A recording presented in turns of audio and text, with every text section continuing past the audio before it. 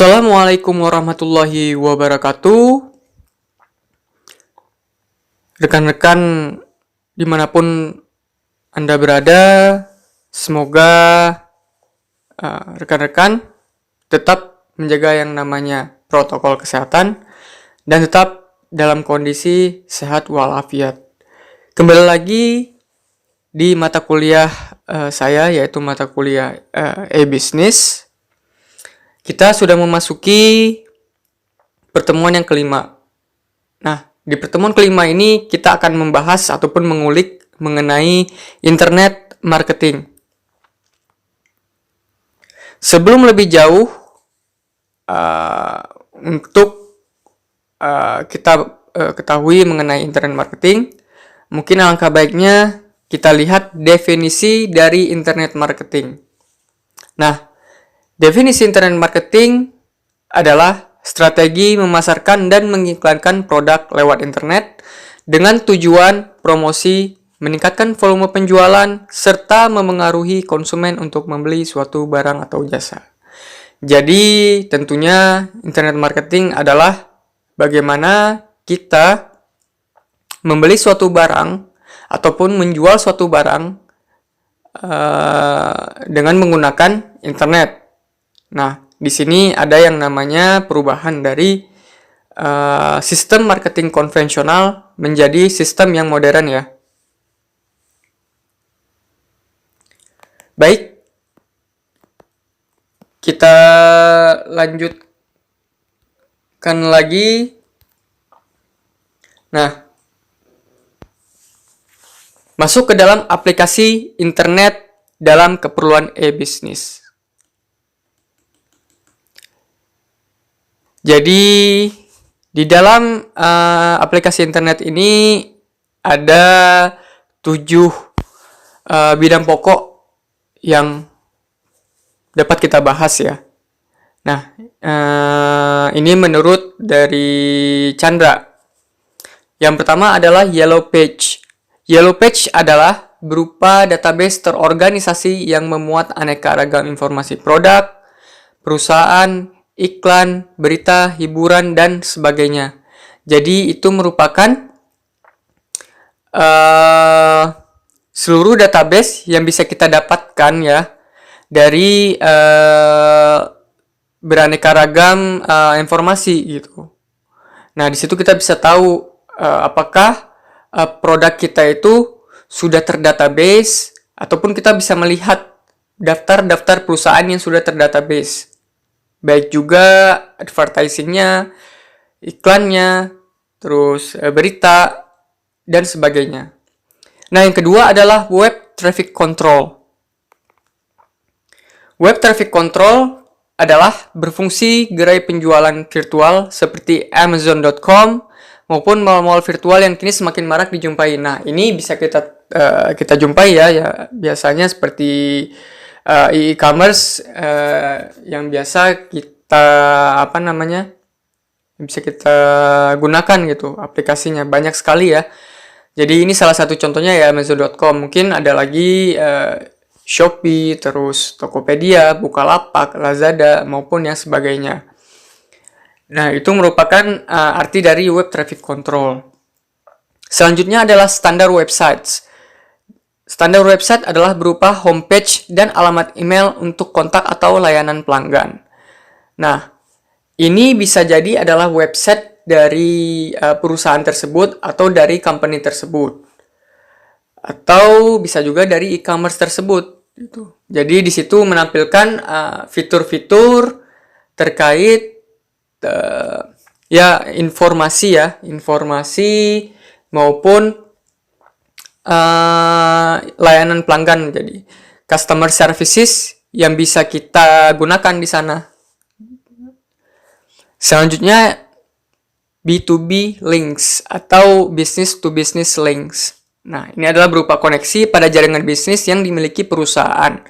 Ya, bisa kita ketahui kemarin kita belajar yang namanya model bisnis ya. Nah, di model bisnis tersebut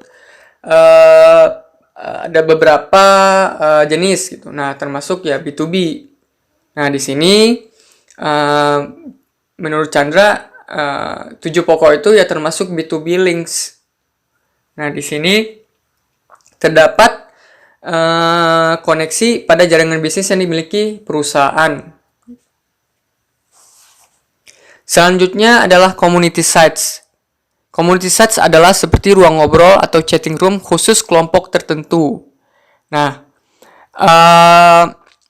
ini bisa kita gunakan seperti media-media sosial ya.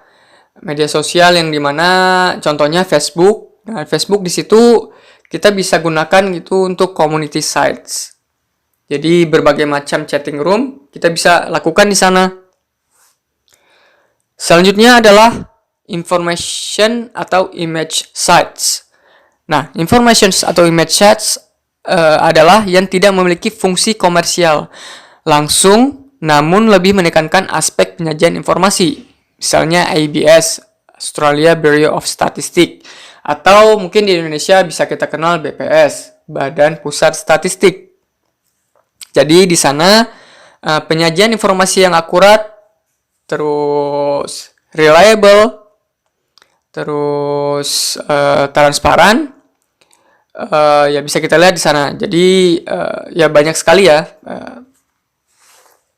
government company atau perusahaan-perusahaan pemerintah yang sudah menyajikan data informasi itu secara aktual.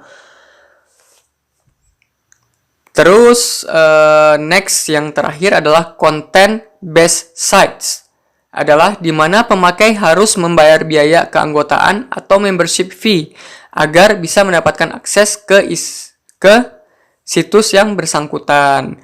Nah, di sini ya biasa kalau misalnya kita mau menulis sesuatu atau kita mau mendapatkan informasi sesuatu. Nah, di situ kita harus yang namanya banyak sekali sekarang ya layanan-layanan aplikasi yang berbayar ya terkait penyajian informasi. Nah, di situ kita harus yang namanya membayar biaya keanggotaan atau membership fee. Jadi itu adalah 7 aplikasi internet dalam keperluan bisnis. Next. Nah, di sini adalah perbedaan antara pendekatan pemasaran tradisional dan pemasaran lewat internet. Bisa kita lihat perbedaan dua pemasaran ini ya, secara konvensional maupun dengan secara modern. Dari saluran distribusi saja sudah berbeda, di mana di sini tradisional menggunakan mass marketing atau direct marketing secara pasif konsumsinya, tapi di internet atau secara modern dengan teknologi yang canggih, interaktif marketingnya, di sana pelanggan jadi aktif dan katalisator untuk apa yang terlihat di layar. Jadi di sana secara indirect pelanggan kepada yang menjual itu bisa berinteraksi secara langsung seperti itu. Nah, yang kedua adalah strategi pasar atau dan contoh produk. Jadi bisa dilihat volumenya tinggi, terus target barangnya. Nah, di sini di internet marketing target audiensnya yaitu jasa dan semua tipe informasi produk. Jadi secara jelas di sana dijelaskan ya. Nah, yang ketiga adalah teknologi yang mungkin digunakan. Kalau misalnya di tradisional itu bisa kita lihat ada storyboards dan desktop publishing. Terus ya database-nya itu bentuknya secara konvensional ya, maupun tampak fiturnya itu seperti usang. Nah, apabila kalau misalnya di interactive marketing bisa kita lihat information server, terus client browser, terus bulletin boards, dan agen-agen software itu lebih advance lebih menampilkan fitur-fitur yang cukup bagus. Jadi bisa dikatakan penyajian yang diberikan itu cukup baik ya. Selanjutnya adalah pengarang bahan pemasaran. Kalau misalnya di tradisional itu adalah agen-agen dan perusahaan, tapi kalau misalnya di interactive marketing atau kita menggunakan internet itu perusahaan dan pelanggan. Jadi langsung gitu direct antara perusahaan langsung bisa ke pelanggan.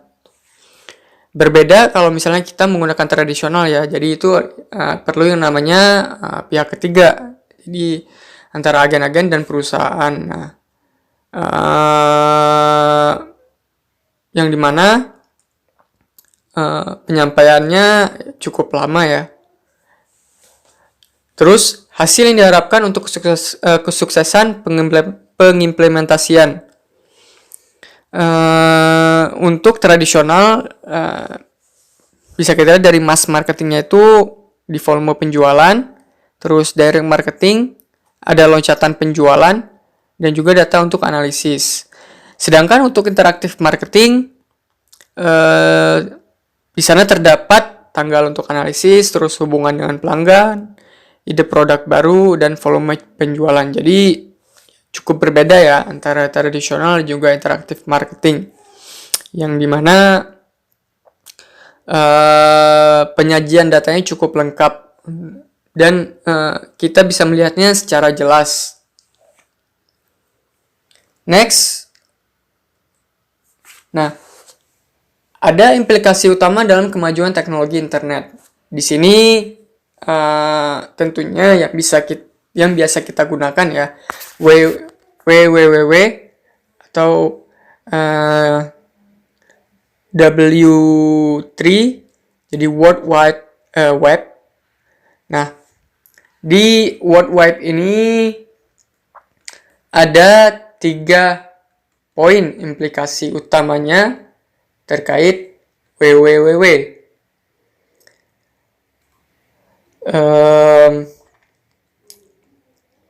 Yang bisa kita ketahui, yang pertama adalah percepatan globalisasi industri.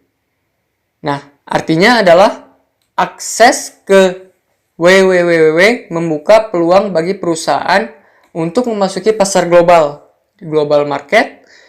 Terus infrastructure development-nya, jaringan intra dan interkorporasi memudahkan perusahaan untuk melakukan co-R&D atau co-research and development dan co-marketing di berbagai kawasan geografis dan zona waktu yang berbeda di seluruh dunia. Jadi era R&D dan pemasaran global 24 jam melalui jaringan aliansi strategik yang kompleks, yang dimana ini telah menjadi realita ya, atau telah menjadi kenyataan. Jadi 24 jam itu bisa kita akses terus. Berbeda kalau misalnya dulu kita hanya mungkin dibatasi akan limit waktu gitu, dan zona-zona waktunya juga sekarang kita aksesnya juga cukup luas ya. Jadi kita bisa tidak hanya mengakses untuk di jangkauan secara domestik, tapi itu juga sudah mencapai ke mancanegara. Jadi seluruh jaringan itu sudah terkoneksi. Yang kedua adalah multidimensionalitas proses penciptaan nilai. Artinya adalah 3W ini dan jaringan sejenis lainnya bukan sekedar infrastruktur, namun juga sekaligus market. Jadi terjadinya pergeseran dari transaksi pasar tradisional yang menekankan interaksi fisik antara seller dan buyer menjadi transaksi elektronik atau e-elektronik ya, e-transaction. Dengan kata lain, terjadi perubahan dari marketplace ke market space, di mana nilai diciptakan melalui manajemen 3C yang berlaku di seluruh level individual, bisnis maupun structure bisnis, yaitu yang pertama adalah konten, mencakup produk atau jasa fisik. Yang kedua adalah konteksnya, berupa saluran elektronik atau outline produk atau jasa. Yang ketiga adalah carrier atau infrastrukturnya. Jadi merupakan operator infrastruktur elektronik yang digunakan. Yang ketiga adalah tingkat hambatan masuk industri. Di mana tingkat hambatan masuk industri ini merupakan infrastruktur informasi yang berdampak signifikan pada hambatan masuk industri.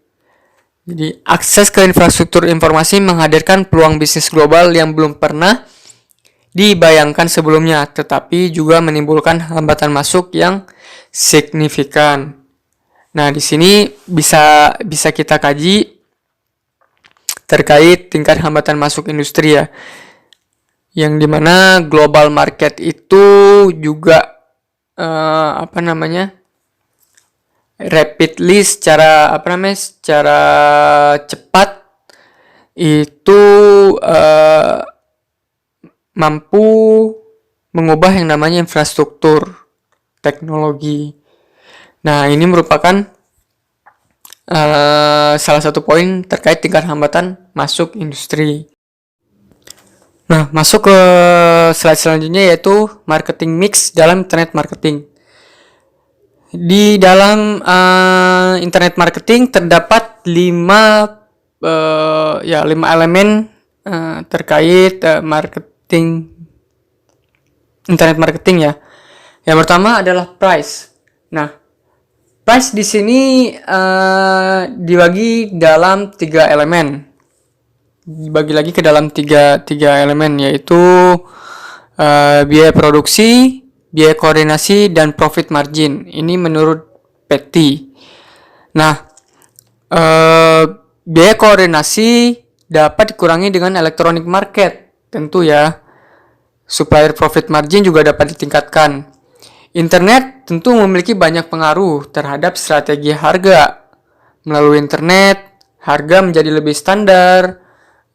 Jadi hanya ada sedikit perbedaan harga gitu bagi konsumen, sehingga konsumen di sana tentu dapat mengetahui dan dapat membandingkan harga. Ya, ketika konsumen itu ingin membeli suatu barang, dia tidak perlu pusing. Jadi banyak pilihan di sana dan juga bisa memfilter terkait harga yang dimana konsumen akan dapatkan.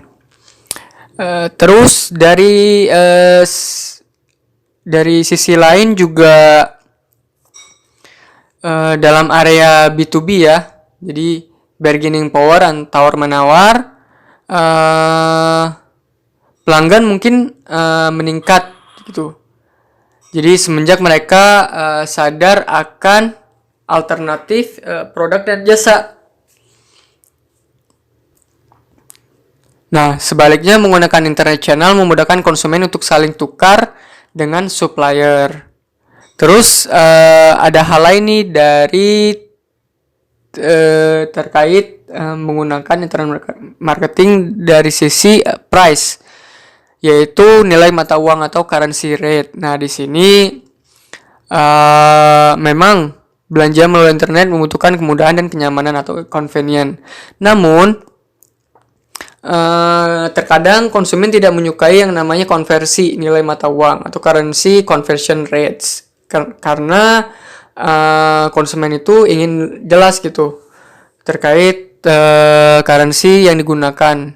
Contohnya misalnya rupiah ya rupiah saja, dolar ya dolar saja gitu. Jadi tidak ada dua mata uang yang digunakan dalam satu transaksi, sehingga itu cukup sulit untuk konsumen dalam membeli suatu barang. Terus selanjutnya adalah produk. Nah, produk di sini dalam internet marketing produk ditransformasikan ke dalam bentuk digital produk. Jadi oleh karena itu ya sebagai bagian dari perencanaan pemasaran yang baik, perusahaan harus mendesain produk baru atau memperbaiki produk sehingga dapat mempertemukan keinginan atau kebutuhan dari pelanggan dengan produk yang ditawarkan kepada pelanggan. Jadi cukup mudah ya ketika misalnya kita ingin membeli barang sebagai pelanggan, misalnya saya sebagai pelanggan, jadi ini membeli satu barang gitu. Nah, itu bisa dilihat apakah fiturnya bagus, terus dari sisi pengambilan angel gambarnya bagus. Nah, itu termasuk salah satu digital product seperti itu. Terus dari sisi penjelasannya, explanationnya terkait produk tersebut, apakah itu sudah cukup valid atau tidak. Selanjutnya adalah personalization. Nah, personalization di sini nanti ini secara general saja akan dijelaskan, nanti ada di slide selanjutnya. Jadi personalization di sini mengharuskan pelanggan di mana harus efektif dan efisien gitu. Jadi kita memberikan agar pelanggan tersebut bisa seefektif mungkin dan juga seefisien mungkin untuk mendapatkan barangnya. Selanjutnya dari promosi. Nah, promosi di sini tentu ya kita menggunakan yang namanya advertising gitu. Advertising dalam skala ya advertising ya, electronic advertising. Yang dimana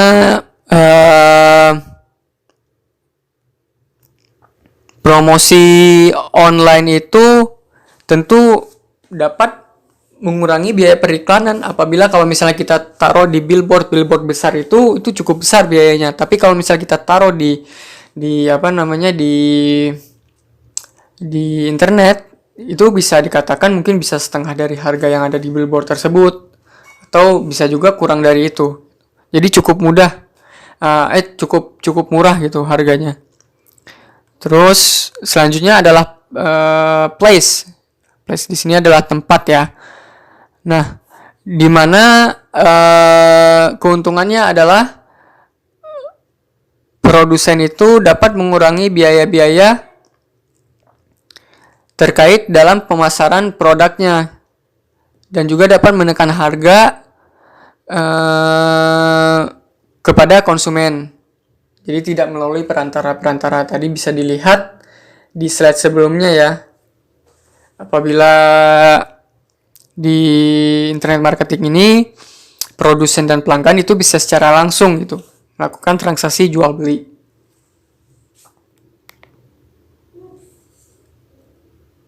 Nah, di sini ya masuk ke dalam personalization dalam internet marketing. Nah, di sini ada dua hal yang harus kita garis bawahi. Yang pertama adalah pengguna dijalankan oleh personalisasi atau user driven personalization. Pada tipe ini, pengguna dapat membuka homepage sesuai dengan selera atau minat mereka dan tidak perlu membuka sebuah account ketika ada di sebuah website. Nah, jadi kita bisa secara free untuk membuka website tersebut dan bisa melihat fitur-fitur tersebut. Jadi tanpa perlu yang namanya berbayar. Atau kita harus membuka yang namanya account dulu gitu. Kayak misalnya kita harus login dulu dengan menggunakan Google atau kita harus membuat username atau juga password.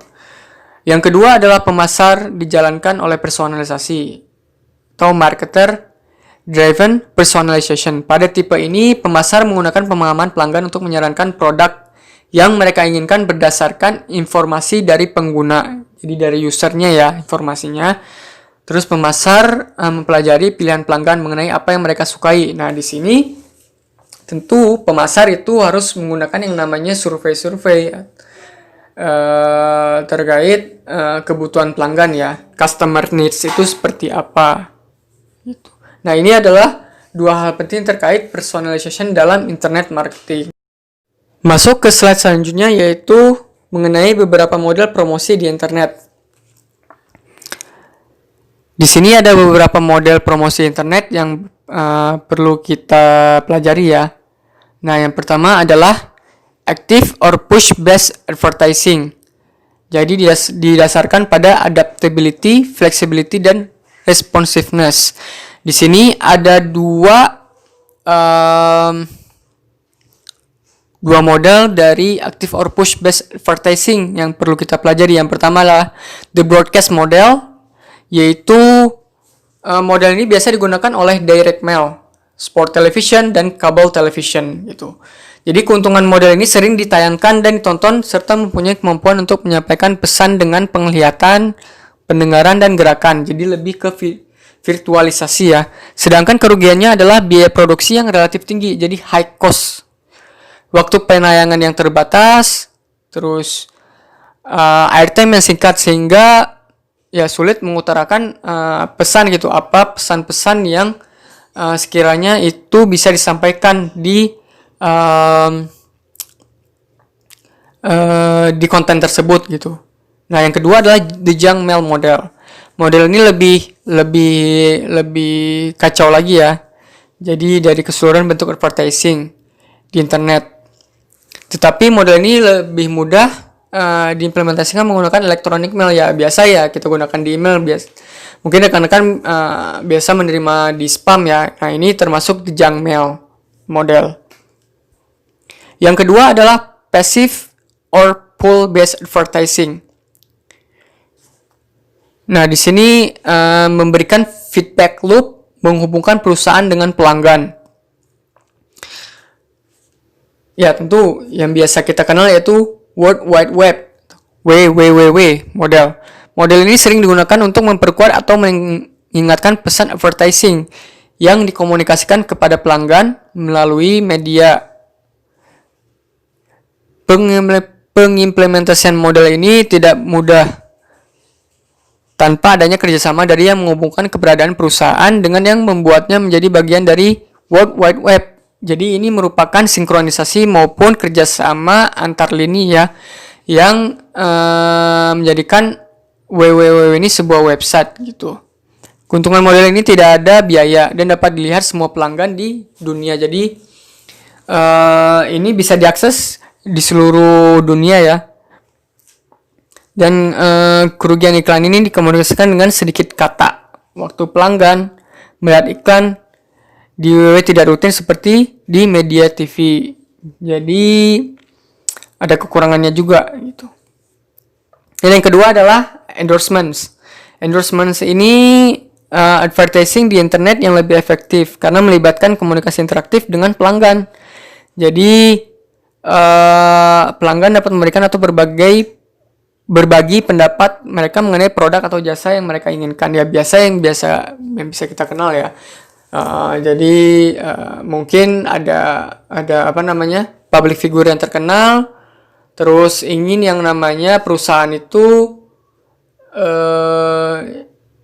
ingin produknya itu lebih terkenal gitu. Nah, mereka menggunakan public figure itu untuk endorsement gitu. Nah, itu adalah istilah endorsement ya. Jadi nanti di sana terdapat yang namanya kontrak gitu, kontrak biaya yang harus dibayar oleh perusahaan tersebut untuk menjual produknya terhadap public figure yang mereka gunakan. Dan itu juga harus ada terkait hak-hak yang harus kita pelajari di sana. Gitu.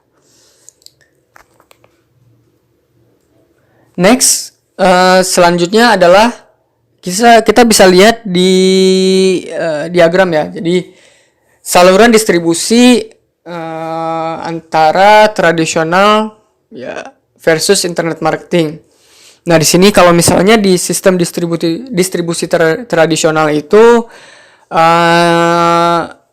panahnya itu straightforward ya. Jadi bisa dikatakan cukup hanya sejalur gitu. produsen, terus masuk ke distributor, terus kepada wholesalers, retail, sampai kepada consumer. Jadi cukup lama ininya saluran distribusinya. Nah, sedangkan di sistem distribusi cyber ini return back gitu dari produsen bisa ke retailer. Jadi back to back ya. Atau dari produsen bisa ke channel portal. Nah, channel portal di sini adalah yang tadi ya www itu. Jadi lebih ke websitenya. Nah, di sini dari produsen ke retailer tuh, produsen ke channel portal ini ada apa namanya? Ada subjek yang bisa kita lihat, ada partner dan juga supplier. Terus nah, di produsen juga bisa langsung ke consumer gitu. Termasuk ya e-retailer bisa langsung ke consumer, dan juga website ya bisa langsung ke consumer. Jadi consumer itu sebenarnya bisa mengakses ke seluruhnya gitu, bisa langsung ke e-retailer atau distributornya, atau bisa langsung ke websitenya, atau bisa langsung ke produsennya gitu atau manufakturnya. Nah, di sini di sistem distribusi cyber ini memang vulnerable itu lebih rentan ya, kerentanan terhadap security cybercrime itu lebih rentan gitu. Nah, makanya terkait data ini ya harus kita jaga banget ya, terkait consumer data pelanggan.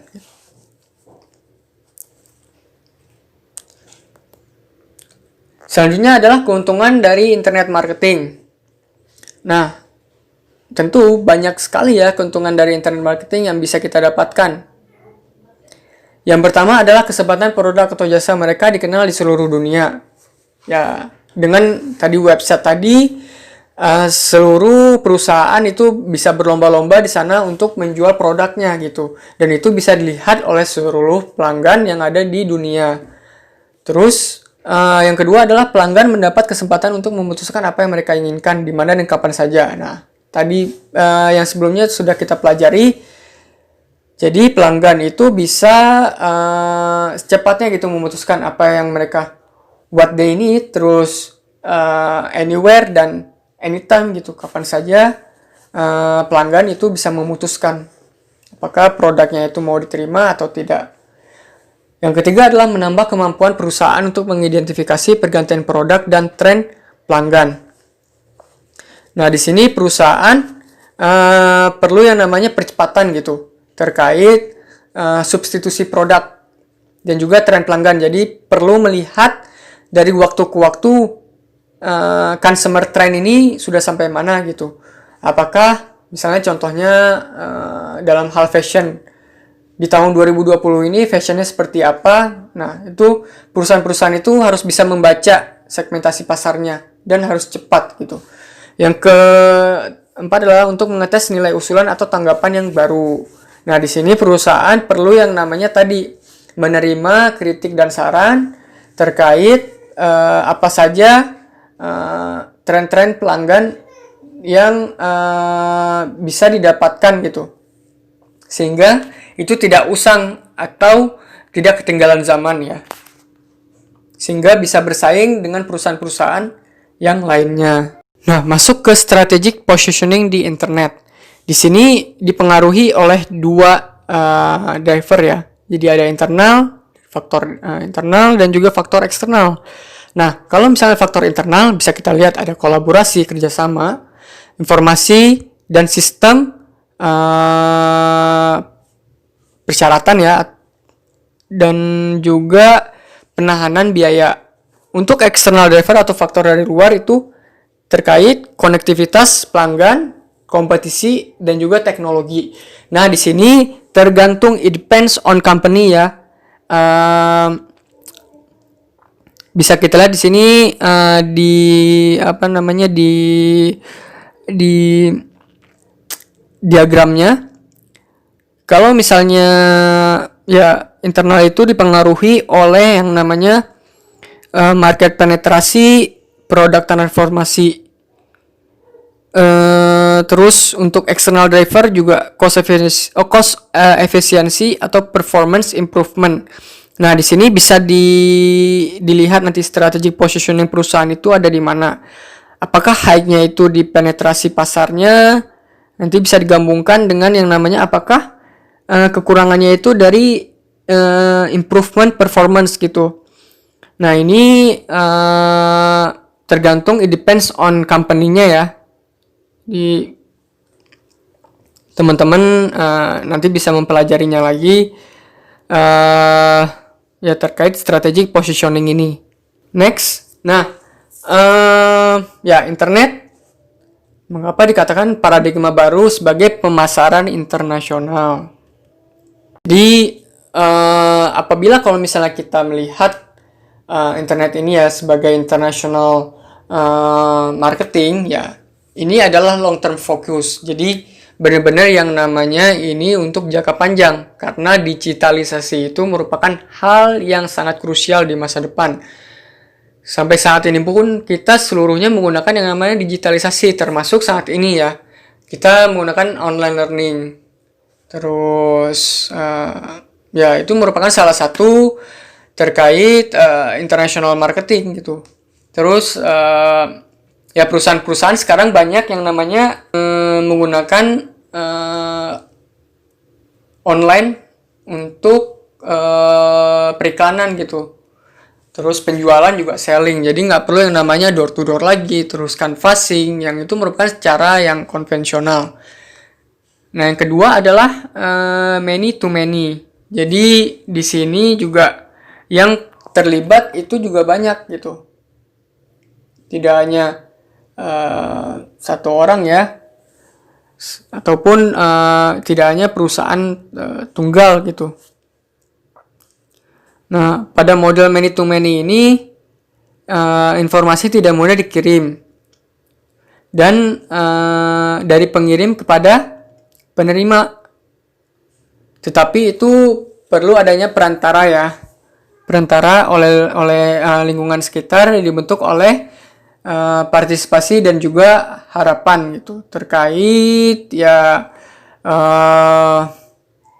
goal dari perusahaan tersebut gitu, tujuan akhirnya itu apa.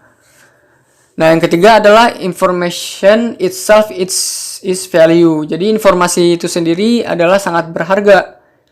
Nah, ya kita sangat perlu menyerap absorb terkait informasi ya.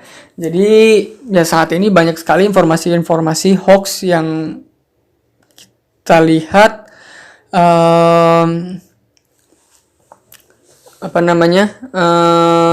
mempengaruhi dunia ini ya, dunia internet gitu. Nah, kita harus yang namanya menyerap informasi itu.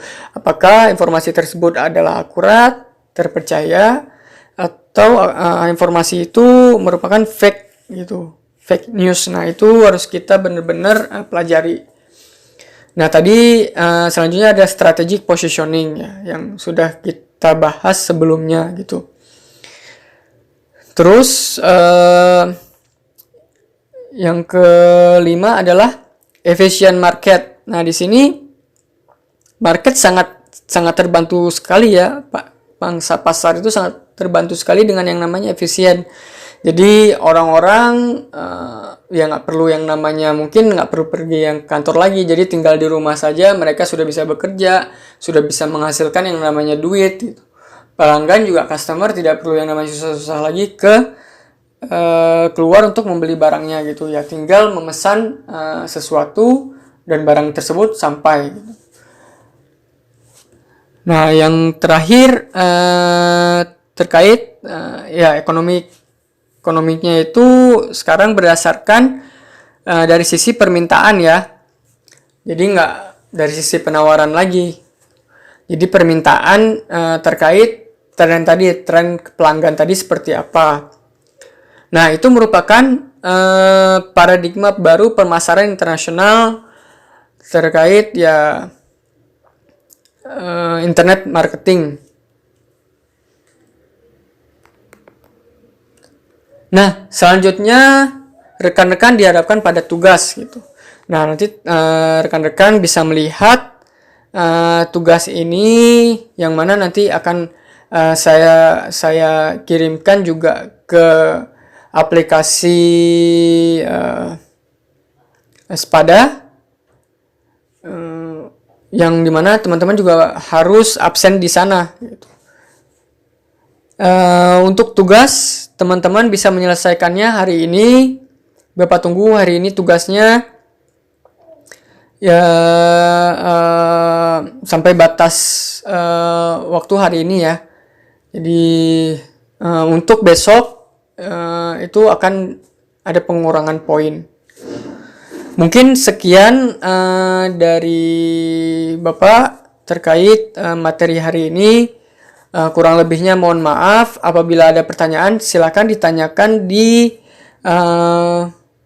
WA group juga boleh, atau di forum pada LMS ya, LMS Faster. Nah, mungkin cukup sekian. Terima kasih. Semoga rekan-rekan tetap dalam kondisi sehat. Assalamualaikum warahmatullahi wabarakatuh.